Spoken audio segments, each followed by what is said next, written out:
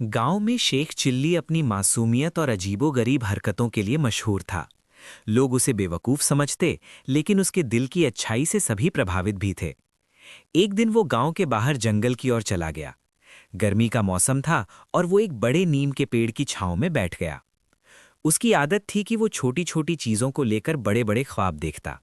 कभी सोचता कि अगर उसके पास खजाना आ जाए तो वो बादशाह से भी बड़ा आदमी बन जाएगा। कभी सोचता कि अगर उसके पास उड़ने वाली चादर हो तो वो सीधे मक्का मदीना पहुंच जाएगा। उस दिन भी वो अपने सपनों की दुनिया में खोया हुआ था। तभी उसकी नज़र पेड़ के नीचे पड़ी एक पुरानी धूल धूसरित बोतल पर पड़ी। बोतल देखने में साधारण थी, पर ढक्कन लोहे का था और उस पर कुछ अजीब निशान बने हुए थे। शेख चिल्ली ने उसे उठाया और मजाक में कहा, चलो देख लेते हैं इसमें क्या है, शायद सोने चांदी के सिक्के निकल आए। उसने बोतल को जोर से झटका और ढक्कन खुलते ही आसमान में धुआं सा छा गया। धुआं धीरे धीरे सिमटकर एक विशाल जिन में बदल गया। जिन ने गहरी आवाज में कहा, ओ इंसान, तूने मुझे आजाद किया है। मैं तेरा गुलाम हूं, जो तू कहेगा वही करूंगा।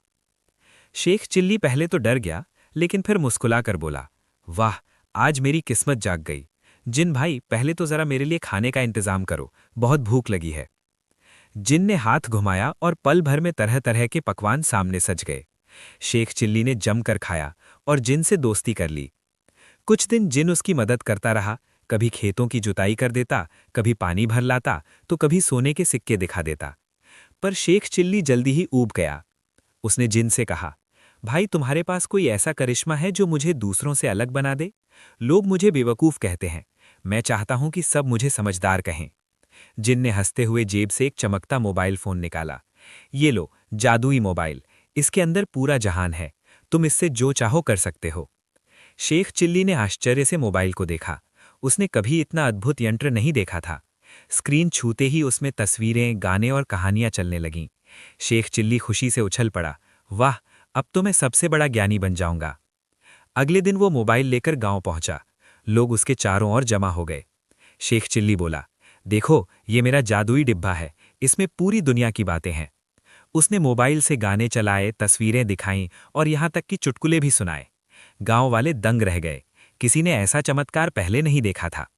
लोग कहने लगे, शेख चिल्ली अब साधारण नहीं रहा, ये तो बड़ा विद्वान हो गया है। शेख चिल्ली का सीना गर्व से चौड़ा हो गया। अब वो हर रोज मोबाइल से कुछ नया दिखाता और सबको मंत्रमुग्ध कर देता। लेकिन धीरे धीरे समस्या शुरू हुई। शेख चिल्ली मोबाइल में इतना खो गया कि अपना असली काम भूल गया। उसने खेत में काम करना छोड़ दिया। अब गाय बकरियों को चारा डालना उसे याद नहीं रहता। यहां तक कि उसे खाना खाने तक का होश नहीं रहता। वो हर समय स्क्रीन को ही घूरता रहता। जिन ने उसे कई बार समझाया, शेख, ये मोबाइल तुम्हारे लिए वरदान है, लेकिन अगर इसे गलत तरीके से इस्तेमाल करोगे तो ये अभिशाप बन जाएगा। पर शेख चिल्ली ने ध्यान नहीं दिया। एक दिन उसने जिन से कहा, जिन भाई, ये मोबाइल तो अच्छा है, लेकिन इसमें डेटा खत्म हो जाता है, मुझे और चाहिए। जिन बोला, समझदारी से इस्तेमाल करो तो पर्याप्त है। लेकिन शेख चिल्ली जिद करने लगा। जिन ने हारकर और डेटा दे दिया। अब शेख चिल्ली दिन रात मोबाइल पर वीडियो देखने लगा। धीरे धीरे गांव वाले भी उससे नाराज होने लगे। कोई पूछता तो वो जवाब ही नहीं देता। बच्चे उससे खेलना चाहते, लेकिन वो मोबाइल में खोया रहता। एक दिन मोबाइल अचानक बंद हो गया। चाहे जितना दबाता, चालू ही नहीं हुआ। शेख चिल्ली घबरा गया और जिन को बुलाया। जिन भाई, मोबाइल क्यों नहीं चल रहा? जिन ने गंभीर स्वर में कहा, शेख, मैंने पहले ही चेताया था, ये साधन है, साध्य नहीं। तुमने इसे अपना मालिक बना लिया। अब समय है कि तुम सबक सीखो। शेख चिल्ली रो पड़ा, मुझसे गलती हो गई, मैंने लोगों से रिश्ता तोड़ लिया और अपना समय बर्बाद कर दिया, कृपया मेरी मदद करो।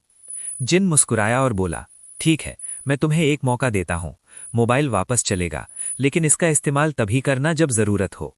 असली जिंदगी असली लोगों के साथ है, न कि स्क्रीन के अंदर। शेख चिल्ली ने वादा किया कि वो अब समझदारी से जिएगा। अब शेख चिल्ली मोबाइल का उपयोग केवल काम की बातों के लिए करता। वो उससे खेती के नए तरीकों की जानकारी लेता, बच्चों को कहानियां सुनाता और गांव वालों को उपयोगी बातें बताता। लोगों ने फिर से उसकी इज्जत करनी शुरू कर दी।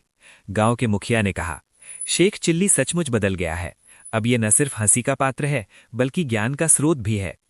शेख चिल्ली मुस्कुराता और सोचता, जिन भाई सही कहते थे, मोबाइल जादू नहीं, साधन है।